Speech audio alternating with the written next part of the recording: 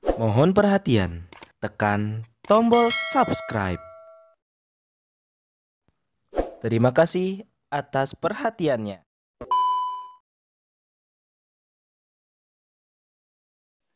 Ustadz Maher Tawalibi meninggal dunia di Rutan Mabes Polri beberapa menit lalu. Semoga husnul khotimah dan semoga mendapatkan pahala syahid akhirat. Setengah disiksa, sakit kulit parah dan buang air sudah pakai pampers. Sudah dibawa ke rumah sakit Polri Kramat Jati, belum sembuh, dikirim lagi ke Rutan Mabes. Ini gimana, Pak Dujo bisa konfirmasi nggak kebenaran akurasi informasi yang berseliweran di media sosial? Assalamualaikum warahmatullahi wabarakatuh, saudara sekalian. Saya Edi Mulyadi. Saya coba kontak lawyernya Ustadz Maher Tawalibi yang dipanggil Allah menghadap, kalau menurut berita, di Rutan Bareskrim ya.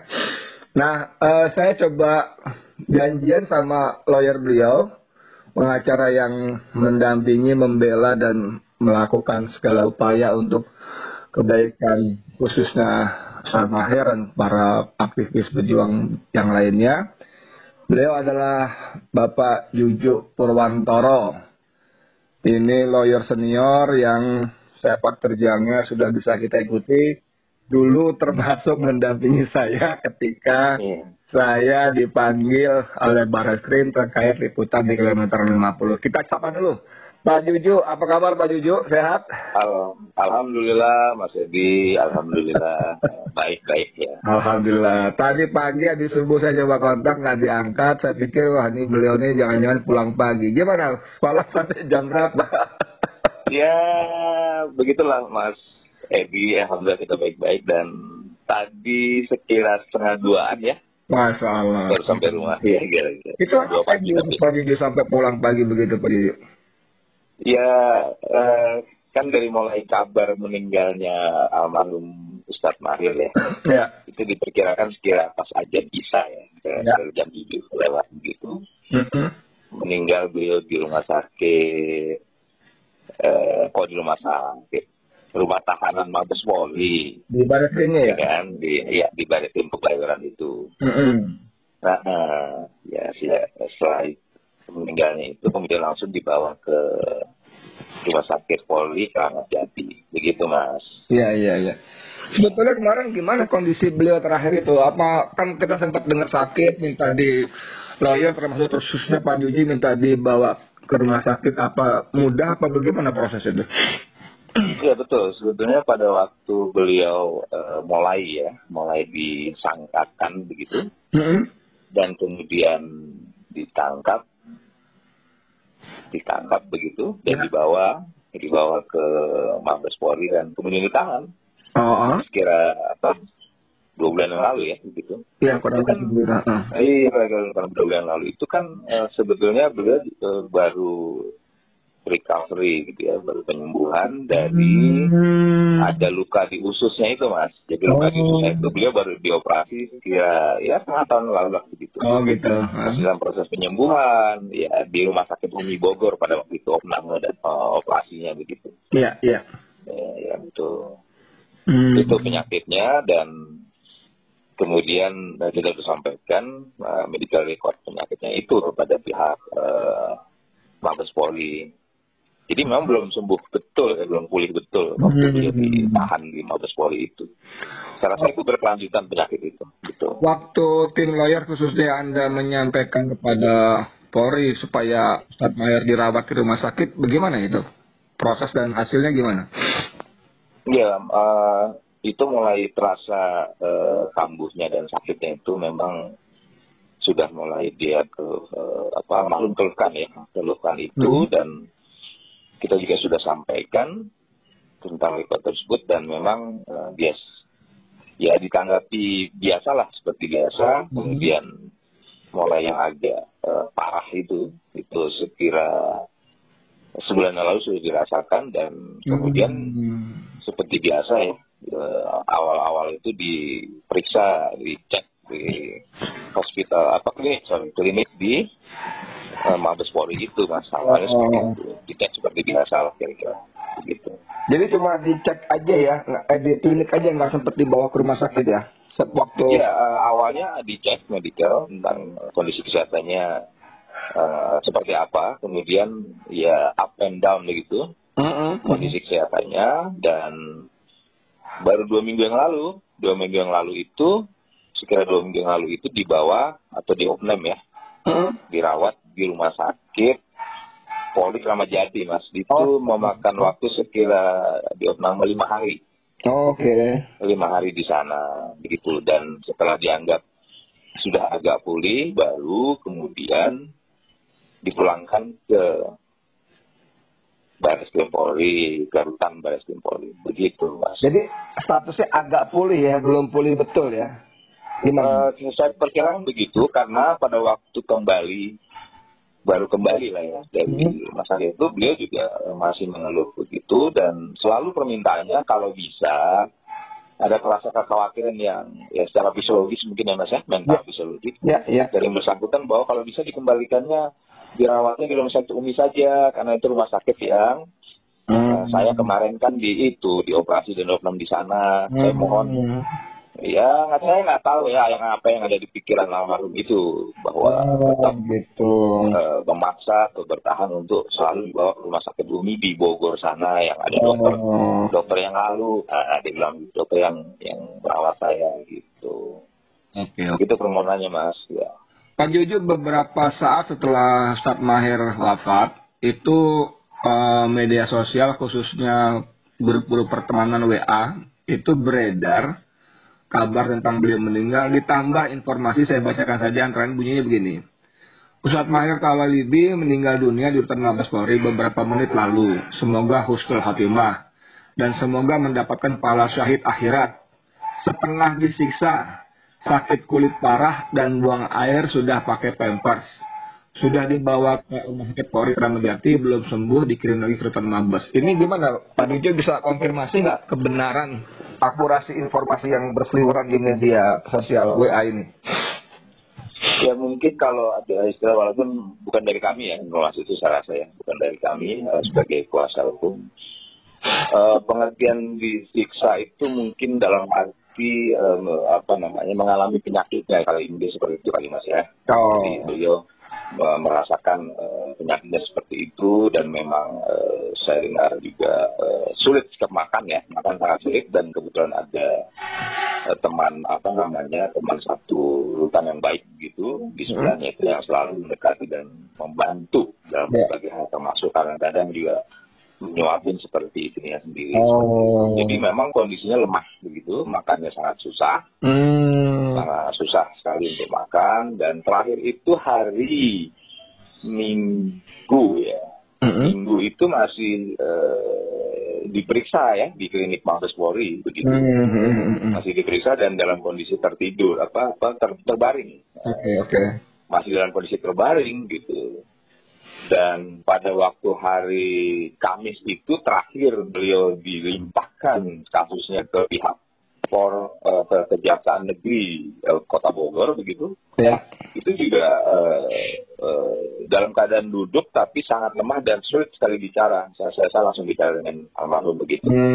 Sangat sulit sekali dan sudah lemas, dan terduduk di sebuah mobil gitu Mas, di bawah mobil dari Mabes Polri ke rumah sakit Bogor tadi Mas ya. Umi sempat ke Polres dulu, kemudian terakhir baru dilimpahkan atau dibawa ke Kejaksaan. Jadi bolak-balik seperti itu, dan menurut saya kondisinya sudah sangat lemah. Dan saya juga heran, saya juga tadi malam saya konfirmasi ke jaksanya, kenapa sih harus dibolak-balik seperti itu, atau dibawa-bawa seperti itu orang dalam keadaan sakit, dan ternyata juga rutannya di Polresan juga penuh gitu, dan di rutan Bogornya juga penuh dengan alasan ada yang terkena COVID, ada sekitar 20 orang beberapa yang terkena. Kalau kondisi seperti itu harus dipaksa ditarik dari Jakarta ke Bogor, saya masih begitu lah gitu. Tadi malam apa seperti dipaksakan di sisi saya bilang orang sakit begitu ya. Iya. Potong-potong lah ada jalannya gitu. Jadi itu mungkin yang dimaksud dengan setengah disiksa itu ya, dalam kondisi sakit dipaksa. Ya, saya sama sekali nggak perlu itu ya. Ya saya sih tidak mengatakan langsung seperti itu ya, tapi Ya, sebetulnya kondisinya seperti itu, dan kita atau saya sendiri pada waktu hari Kamis di Polres itu juga udah mohon lagi ya, dia pihak kuasa hukum secara formal ya Mas ya, menyerahkan surat lagi. Itu surat itu udah yang ketiga gitu ya. Baik itu dari keluarga maupun dari PH-nya, penasihat hukumnya, untuk mengajukan, bermohon kepada terakhir baik dari pihak Barreskrim maupun pihak terakhir di Kejaksaan Bogor itu, agar beliau segera dirujuk begitu ke rumah sakit Umi di Bogor. Jadi permohonan itu udah formal Mas, sudah kita sampaikan. Iya. Tapi karena ke JPU-nya pada waktu di Bogor, beberapa orang JPU semua, ada 3-4 orang itu langsung ya sedikit melihat atau menyaksikan walaupun tidak ada cakap-cakap. Dia mengatakan, oh sudah lebih baik ya kondisi. Alhamdulillah sudah lebih baik kondisi Ustadz Mahir. Gitu. Itu versi mereka seperti itu. Sudah baik. Terus terima sudah diberitahu, maaf Pak Ju, kan ini kan kita instansi lembaga seperti ini sehingga perlu proses birokrasi kesana kemari, ini itu makan waktu ini itu ya bla bla bla. Kira-kira begitu alasan. Pembelaan normatif aja ya pembelaannya ya. Normatif saja. Pak Ju kan paham lah ya proses birokrasi ini. Nggak bisa begitu nih, nyawa orang udah lewat ini kan. Iya. Gitu. Jadi keluhan itu sudah disampaikan cukup lama, Mas, keluhan masih sakitnya itu. Dan katakan, wah kita di rumah sakit PMI Bogor itu, rumah sakit Kramat Jati polisi di Bogor itu cukup lengkap kok peralatannya, dokternya juga sudah cukup baik. Itu alasan dari pihak Mabes lah ya. Iya. Itu usia berapa ya beliau wafat ya, Pak Jojo? Sudah 30 tahun, masih sangat muda sebenarnya. 30 tahun? Nah, orang tidak nyangka. Masya Allah, muda sekali. Pak Cadangan saya itu. Istrinya juga mungkin di bawah 30 katanya istrinya. Oh ya Allah. Dan putranya itu 2. Yang bungsu umur 1 tahun, yang sulung umur 3 tahun Mas. Ya Allah. Jadi betul-betul yatim piatu ya. Allah. Itu gimana kehidupan sehari beliau itu, dari mana? Ada pekerjaan atau apa gitu, atau dagang atau apa gitu? Ya, istrinya tidak bekerja, jadi betul-betul memang profesi sebagai dai ya Mas ya. Sebagai ulama saja oleh Ustaz Ustaz Mahir itu. Ada pondok pesantren atau apa gitu, rumah tahfiz apa gitu Mas? Oh, tidak ada, hanya murni sebagai pendakwah saja. Seperti itu gitu Mas. Itu di media sosial WA kita baca beliau pagi ini akan berangkat dari Bekasi. Halo. Ya Pak Dijut, itu ada apa namanya kabar di media WA gitu. Beliau berangkat pagi hari ini, lalu dimakamkan di Cipondoh, Tangerang. Itu jam berapa tuh ya? Dia dari rumah ya gitu ya, sekitar di rumah dari keluarga beliau yang bersangkutan ya. Iya. Istrinya itu pun di Jakarta Timur itu, kemudian rencana dimakamkan ke Darul Quran Mas. Ya. Nah, Darul Quran itu karena tadi malam ada tawaran dari Ustaz Yusuf Mansur.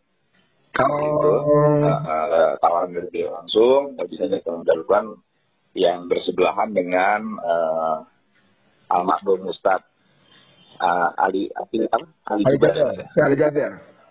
Jaber. Oh, itu. Kebetulan Ali Jaber kan belum lama. Iya. Dia menawarkan, Pak Jijo bisa nggak? Oke, saya tanyakan kepada pihak keluarga, saya koordinasikan.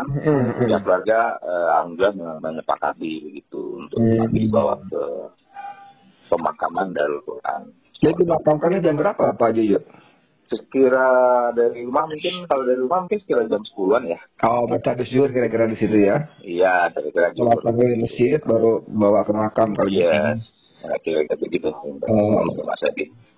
Pak Jojo, buat pesan buat kita semua, para umat dan para pejuang Islam yang lainnya, ada pesan-pesan nggak belajar dari kasus Ustadz Mahir ini Pak Jojo buat kita semua? Iya, pertama adalah ini tidak juga terlepas dari sistem penegakan hukum di Indonesia, di negara kita ini, begitu ya. Bahwa betul bahwa semua orang bersamaan di muka hukum ya, equality before the law itu setiap warga negara sama di muka hukum sesuai dengan apa yang sudah dituangkan dalam konstitusi RI kita, Undang-Undang Dasar 1945 itu ya memang faktanya atau realitanya begitu. Iya. Di lapangan memang kita merasakan belum diterapkan secara adil dan merata gitu Mas. Jadi istilah orang awam hukum masih tebang pilih, gitu, dan hukum masih memihak satu sama lain begitu. Itu memang pakai seperti itu. Nah, yang perlu juga dijelaskan kepada umat bahwa seorang ustadz ulama seperti yang terjadi ya tanda kutip ya kriminalisasi pada saat ini akhir-akhir ini itu memang ya faktanya seperti itu. Jadi kalau kita review bahwa almarhum Ustadz Maher ini kan beliau kan bukan seorang pelaku pidana murni Mas. Beliau bukan pembunuh, beliau bukan perampok begitu kan. Beliau bukan begal, beliau bukan teroris begitu. Karena bikin Twitter aja. Kenapa Mas? Karena beliau nulis di Twitter aja kan, Twitternya. Iya, karena persoalan hanya tweet di Twitter dan itu pun tidak ditujukan langsung kepada yang beliau menyebut Ustadz Lutfi, dan sama sekali ungkapan tweetan beliau tentang Ustadz Lutfi itu tidak ada yang jelek, gitu. Tidak ada. Tapi ada yang menganggap bahwa dia umatnya Ustadz Lutfi gitu. Iya. Ada pembelaan, yaitu soal penggunaan kerudung gitu ya. Kerudung dia Mas ya. Kerudung itu dan saya mengatakan baik, cakep begitu loh Mas. Iya. Salahnya di mana? Baik ya, cakep ya Ustadz Lutfi. Kok bisa ada yang umat lain mengomentari, kok bisa itu diproses secara hukum gitu. Nah, itu yang kita sesalkan, kita protes itu. Dan termasuk juga akhir-akhir ini dengan beberapa pengurus ataupun ustadz dari Front Pembela Islam misalnya seperti itu. Kita dengar kemarin juga sudah ditangkap sekira 5 orang. Itu kan juga contoh fakta-fakta bahwa mereka apa sih? Mereka tidak melakukan tindakan kriminal apapun begitu. Jadi cuma karena kerumunan di Petamburan ya, Ustaz Sobri dan kawan-kawan ya. Ustaz Sobri dan kawan-kawan kemarin kita dengar sore begitu, mereka sudah ditangkap dan ditahan begitu. Kan mereka bukan pelaku kriminal. Dan kasus dikaitkan kasus Habib Rizik Sihab itu kan sangat kontroversial gitu ya. Ya persoalan undang-undang karantina begitu. Nah, dikaitkan kepada undang-undang hukum pidana Mas. Yang apa yang bisa kita petik nih buat para umat dan khususnya para mereka yang mendedikasikan diri untuk dakwah amar ma'ruf nahi munkar melawan kezaliman ini Pak Dijo? Apa nasihatnya, pelajarannya apa kira-kira? Ya beliau ini kan sebagai pendakwah atau sebagai tadi umat tokoh-tokoh gitu ulama atau umat tokoh umat itu kan mereka pasti lah Mas, mereka paham betul ya, dalam rangka tadi Mas bilang almarhum nahi munkar itu menjalankan misi dan tugasnya sesuai dengan pedoman ya Mas ya, Quran dan hadis pastinya. Saya rasa kalau sepanjang itu dilakukan dan memang itu tidak menyimpang dari atau melanggar peraturan undang-undang yang ada, ya kenapa sih harus dikejar atau tanda kutip dicari-cari kelemahan dan kesalahannya gitu loh Mas. Kenapa kok menyasarnya kok lebih tampak kepada kelompok dalam hal ini Muslim ya Mas ya, kelompok Islam. Ini kok sangat mencolok sekali. Ini yang kita rasakan mencoreng rasa keadilan masyarakat, dan itu harus betul mohon untuk menjadi perhatian terutama pada penegak hukum dan Kapolri yang baru Mas, kita menaruh harapan juga gitu. Supaya ada suasana penegakan hukum yang lebih baik, lebih adil. Pak Jojo, dari kalimat-kalimat terakhir Pak Jojo, boleh nggak saya simpulkan kalau keliru mohon diluruskan. Jadi ketika hukum tebang pilih seperti ini, ketika hukum di tangan penguasa menjadi alat untuk membungkam mereka yang kritis menyampaikan masukan dan saran-saran, itu tetap yang utama para aktivis, para ustadz, dai, segala macam, tetap tentu saja harus hati-hati ya. Harus hati-hati, usahakan menghindari hal-hal yang bisa menjerat secara hukum delik dan sebagainya. Tapi ada tapinya kan, bahwa apapun yang kita lakukan karena memang paradigma penguasa kali seperti itu dalam Islam ya, tetap saja bisa kesleo tergelincir juga gitu ya. Kalau kita lihat misalnya kasusnya Ustadz Maher ini kan cuma karena beliau bikin cuitan di Twitter, Hanya Lalu jilbab. dia bilang soal jilbab, lalu komentar Iya. ini cantik seperti kiainya Banten gitu kan, ada Iya. foto di situ Habib Lutfi yang dari wanti Iya, betul. gitu kan ya. Betul, Mas. Oke, gitu. Pak Jujur, Seperti terima kasih itu. banyak ya atas Sama-sama. informasinya. Mudah-mudahan kita sama-sama berdoa. Allah Amin. jadikan Ustadz Mahir sebagai salah satu syuhada yang tercatat Amin. sebagai pejuang-pejuang Allah yang mengakhiri hidupnya dengan syahid, insya Allah, Pak Jujur ya. Amin ya rabbal alamin. Terima Oke, kasih. terima kasih banyak Pak Jujur. Terima kasih. Ya, Assalamualaikum sama-sama. Terima kasih. warahmatullahi Waalaikumsalam warahmatullahi wabarakatuh. wabarakatuh. Saudara sekalian, tadi obrolan saya dengan Pak Juju Purwantoro. Beliau adalah lawyer yang menangani, mendampingi, membela Ustadz Mahir sampai beliau wafat. Saya kira itu yang bisa sementara diinformasikan. Nanti siang ini tadi menurut keterangan Pak Juju tadi, Ustadz Mahir dari Bekasi, Jakarta Timur, malah tadi beliau bilang, akan dibawa ke Darul Quran. Itu pesantrennya milik Ustadz Yusuf Mansur di daerah Tangerang Cipondoh. Lalu mungkin diperkirakan sholat zuhur di situ, kemudian beliau akan dimakamkan di komplek pesantren situ. Bagi teman-teman yang ada waktu berkeinginan mungkin bisa bergabung bersama-sama ke sana untuk bertakziah dan mengantarkan Ustadz Mahir ke peristirahatan yang terakhirnya. Nah, sekali lagi kita doakan semoga beliau mendapat tempat terbaik di sisi Allah SWT. Demikian tadi saya, Edi Mulyadi, FNN. Wassalamualaikum warahmatullahi wabarakatuh.